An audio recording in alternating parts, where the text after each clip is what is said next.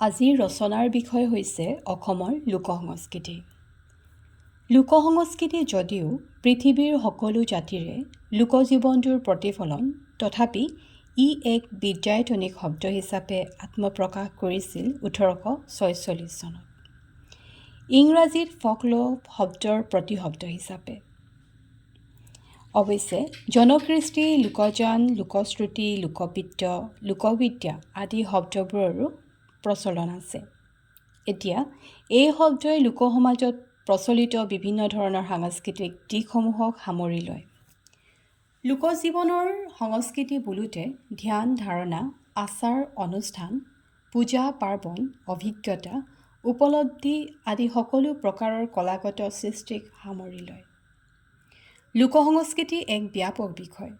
ইয়াৰ বিশালতা আৰু বিভিন্নতাৰ প্ৰতি লক্ষ্য ৰাখি ইয়াক লোকসংস্কৃতিৰ পণ্ডিতসকলে 4টা ভাগত ভগাইছে।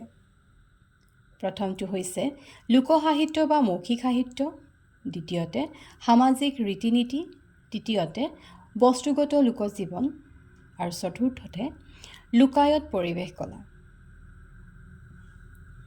এতিয়া অসমৰ লোকসংস্কৃতি বোলোতে লোকজীৱনৰ এই 4টা দিশ অসমৰ সংস্কৃতিত কিদৰে প্ৰতিফলিত হৈছে তাকে বিচাৰ কৰাটো প্ৰয়োজন। কিন্তু তাৰ আগতে এই কথা কৈ যোৱা উচিত যে অসম বিভিন্ন ধৰ্মাৱলম্বী, বিভিন্ন ভাষিক আৰু বিভিন্ন জনগোষ্ঠীৰে পৰিপূৰ্ণ এখন দেশ। এই সকলো সম্প্ৰদায় বা সকলো জনগোষ্ঠীৰ পৰম্পৰাগত উমৈহতীয়া উপাদানবোৰেই হ'ল অসমৰ লোকসংস্কৃতি। লোকসাহিত্য বা মৌলিক সাহিত্য। লোকজীৱনত আনন্দ, উৎসাহ, আশা, আকাংক্ষা, দুখ, বেদনা, ভয়, ভক্তি এই বিভিন্ন দিশবোৰ সামৰি বিভিন্ন সময়ত জন্ম হৈছে। বিভিন্ন ধৰণৰ গীত মাত, বিহুগীত, আইনাম, দেহ বিচাৰৰ গীত, মহ খেদা গীত, অপেচৰী সবাহৰ নাম, গোসাঁই নাম, সদাশিৱৰ নাম, নাও খেলৰ গীত, নিচুকনি গীত আদি অসমীয়া ভাষাৰ গীত মাতবোৰৰ উপৰি জনজাতীয় ভাষাসমূহো লোকগীতৰে ঠাহ খাই আছে। এই সকলোবোৰকে লোকগীত বুলিব পাৰি আৰু এই দিশত আমাৰ লোকজীৱন বিশেষভাৱে সমৃদ্ধ। আজৰিৰ পৰত কাহিনী কোৱাৰ প্ৰৱণতা বা অভিজ্ঞতাৰ সাৰ সংকলন কৰি আইনৰ আগত কোৱাৰ প্ৰৱণতাৰ ফলস্বৰূপে লোকজীৱনত জন্ম হৈছে বিভিন্ন সাধুকথা, প্ৰবাদ, প্ৰচলন, সাঁথৰ আদি নানানটা লোকসাহিত্যৰ সম্পদ। এইবোৰো মৌখিক সাহিত্যৰ প্ৰবচন অতি লাগতিয়াল সম্পদ। সামাজিক ৰীতি নীতি। দীৰ্ঘদিন ধৰি একেলগে বসবাস কৰা জনসমষ্টিৰ মাজত কেতবোৰ আনুষ্ঠানিক ৰীতি নীতিয়ে লাহে লাহে শিপাবলৈ ধৰে আৰু সেইবোৰ জনগোষ্ঠীৰ বৈশিষ্ট্য হৈ পৰেগৈ। এনে বহু ৰীতি নীতি আধুনিক দৃষ্টিৰে অপ্ৰয়োজনীয় বা অবিশ্বাস্য যেন হোৱাৰ পিছতে সি তাৰ সামাজিক ভিত্তি হেৰুৱাই নেপেলায়। অসম মূলতঃ জনজাতি প্ৰধান দেশ। সেই হিচাপে জনজাতীয় ব্যৱস্থাত থকা কালতে উদ্ভৱ হোৱা কেতবোৰ ৰীতি নীতি বা বিশ্বাস আজিও আমাৰ সমাজত প্ৰচলিত। উৰ্বৰা উৎসৱ হিচাপে অসমৰ প্ৰায়বোৰ জনগোষ্ঠীৰ মাজতে প্ৰচলিত নীতি নিয়মবোৰে এক সামাজিক ৰূপ লৈ ইয়াৰ জাতীয় সংস্কৃতিৰ ৰূপত আত্মপ্ৰকাশ কৰিছে। ইয়াত বৈদিক ব্ৰাহ্মণ্য ধাৰা যথেষ্ট প্ৰবল হোৱা স্বত্তেও অসমৰ ব্ৰাহ্মণসকলে মাছ, মাংস ইত্যাদি খায় আৰু ইয়াত সেইবোৰ খাই বৈ সাধনা কৰিলেহে ফল পোৱা যায় বুলি বিশ্বাস। গতিকে মাছ, মাংস ইয়াত ব্ৰাহ্মণ সকলোৰে ৰীতিসন্মত আহাৰ। আকৌ আমাৰ সমাজত থকা ভূত প্ৰেতৰ বিশ্বাস, বেজ বেজালি আদিৰ ব্যৱহাৰ প্ৰায়বোৰ স্তৰৰ মানুহৰেই সম্পদ। মুখ লগা, আই ওলোৱা আদি আমাৰ সামূহিক বিশ্বাস। এইদৰে ভালেমান বিশ্বাস, ভালেমান উৎসৱ অনুষ্ঠান আৰু ৰীতি নীতি বিভিন্ন স্তৰৰ সমাজৰ পৰা আহি এক সামগ্ৰিক ৰূপ পৰিগ্ৰহ কৰিছেহি। শেহতীয়াভাৱে বৈষ্ণৱ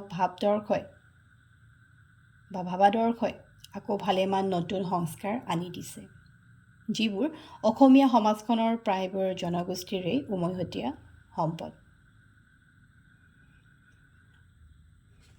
বস্তুগত লোকজীৱন। লোকসংস্কৃতিৰ ক্ষেত্ৰত বস্তুগত সমলবোৰৰো এক বিশেষ গুৰুত্বপূৰ্ণ স্থান আছে।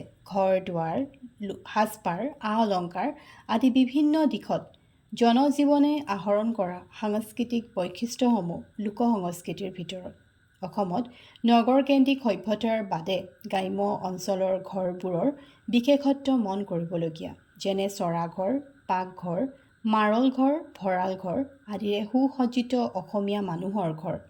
আগফালে সৰুকৈ পাৰিলে একোটা গোসাঁই ঘৰ, ঢাপ মৰা বাৰী ইত্যাদি আমাৰ ঘৰৰ বৈশিষ্ট্য। তেনেদৰে তাঁতশালখন অসমৰ সংস্কৃতিৰ এক গুৰুত্বপূৰ্ণ অংগ।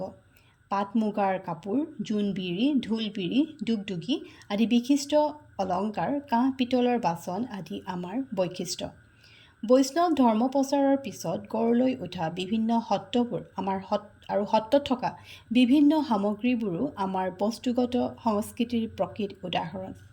অংকীয়া ভাওনাত ব্যৱহাৰ হোৱা মুখা, কুহিলাৰ পুতলা, বাঁহ-বেতৰ নানাবিধ সঁজুলি আদি এই অঞ্চলৰ বিশেষ ধৰণৰ বস্তুগত সংস্কৃতি। এইদৰে বিচাৰ কৰিলে দেখা যাব যে অসমৰ লোকজীৱনটোক এনে ভালেমান বস্তুগত সমলে এক বিশেষত্ব প্ৰদান কৰিছে।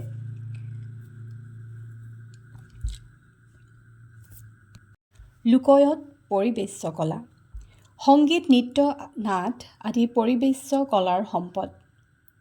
আমাৰ বিভিন্ন গীত মাতত ব্যৱহৃত সুৰ, তাল আদি পৰিৱেশ কলাৰ ভিতৰত।